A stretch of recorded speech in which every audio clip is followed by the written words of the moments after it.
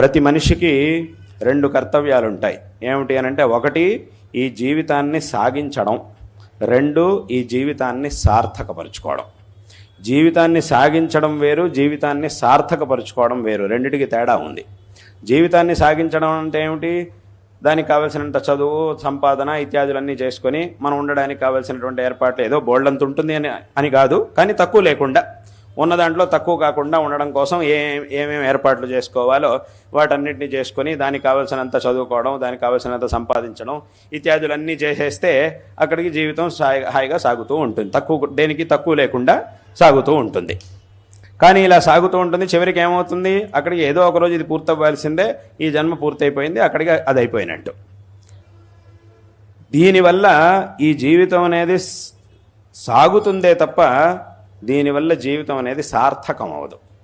వాస్తవంగా ఇక్కడ మనం చక్కగా సరిగ్గా ఆలోచిస్తే ఈ జీవితాన్ని సాగించడం అనేది ఏదైతే ఉందో అది మనిషికి మాత్రమే కాదు, ప్రతి జంతువుకి ఉండనే ఉన్నది. జీవితం అనేది ఎవరెవరికైతే ఉందో, అది మనిషి అయినా జంతువు అయినా అందరికీ కూడా జీవితాన్ని సాగించడం అనేది కర్తవ్యంగా ఉండనే ఉంది. అది మనిషి అయినా సరే, ప్రాణి అయినా సరే, జంతువులైనా సరే.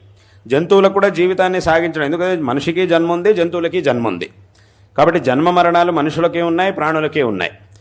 ఈ జన్మకి మరణానికి మధ్యలో ఉండేదే జీవితం అని అంటే, కాబట్టి ఇటువంటి జీవితం దాన్ని సాగించేటటువంటి కర్తవ్యం మనుషులకి మాత్రమే కాదు, జంతువులకు కూడా ఉండనే ఉంది. కాబట్టి ఆ విషయంలో మనిషికి జంతువులకి ఏ విధమైనటువంటి తేడా లేదు. అంటే తేడా ఎక్కడ వస్తుంది అని అంటే, ఆ జీవన శైలిలో కావాలంటే తేడా ఉంటుంది. మనిషి జీవన శైలి వేరేగా ఉంటుంది, జంతువుల యొక్క జీవన శైలి వేరేలా ఉంటుంది, అంతే తేడా. కానీ జీవితాన్ని సాగించడం అనేది అందరికీ ఉండనే ఉంది. ఇప్పుడు జంతువులకు కూడా వాటి జీవితాన్ని ఎలా సాగించాలి అనేది తెలుసు వాళ్ళే. ఆ జంతువులకు కూడా ఆ జ్ఞానాన్ని భగవంతుడు ఇచ్చాడు. అంటే ఏమిటి? తనకు కావాల్సినటువంటి ఆహారాన్ని ఎలా సంపాదించుకోవాలి, వేరే ఏదైనా ఒక జంతువు తన మీద దాడి చేసినప్పుడు అయినంత వరకు ఎలా దాని నుంచి తప్పించుకోవాలి ఇత్యాదులన్నీ కూడా జంతువులకి తెలుసు. ఈ జ్ఞానం వాటికి కూడా ఉంది, ఆ జంతువులకు కూడా ఉంది. మనిషికి అది ఉండనే ఉంది, మనిషి కూడా అలాగే చేస్తూ ఉంటాడు. కానీ అంత మాత్రమే ఆలోచిస్తే, అంటే కేవలం జీవితాన్ని సాగించడం గురించి మాత్రమే ఆలోచిస్తే ఏమవుతుంది అని అంటే, ఇద్దరికీ పెద్ద తేడా అనేది ఉండదు. ఎందుకంటే సాగించడం ఇద్దరికీ ఉండనే ఉంది, మనుషులకైనా జంతువులకైనా ఇద్దరికీ ఆ ఒక పని, ఆ బాధ్యత అనేది ఉండనే ఉంది. ఎందుకంటే ఒకసారి జన్మ అనేది వచ్చిన తర్వాత జీవితం ప్రారంభమైనట్టే, దాన్ని సాగించడానికి ఏదో ఒక రకంగా ప్రయత్నం చేయాల్సిందే. కాబట్టి అది ఇద్దరికీ కూడా ఉండనే ఉంటుంది. కానీ మనిషికి, ఆ ప్రాణులకి ఏమిటి తేడా?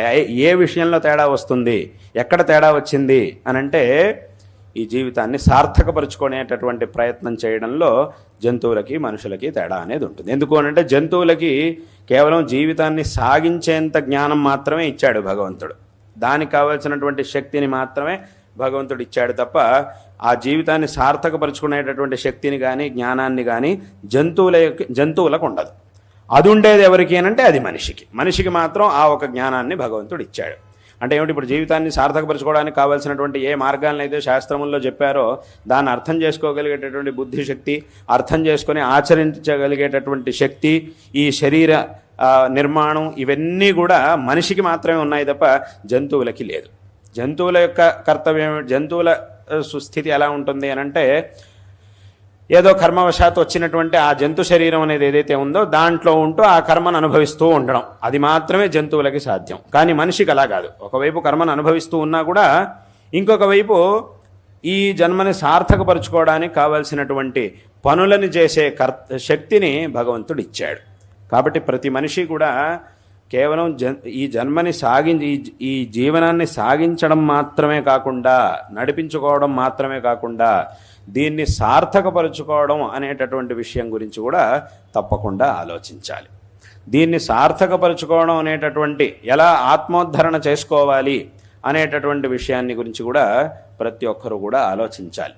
ఇలా ఆలోచించి దానికి కావాల్సినటువంటి ఏ మార్గాన్ని అయితే శంకర భగవత్పాదాచార్యులు వారు తమ గ్రంథాల్లో ఉపదేశించారో ఆ మార్గాన్ని అనుసరించి ఈ జీవితాన్ని అందరూ కూడా సార్థకపరుచుకోవాలి అనేటటువంటి విషయాన్ని అందరూ కూడా చక్కగా తెలుసుకోవాలి.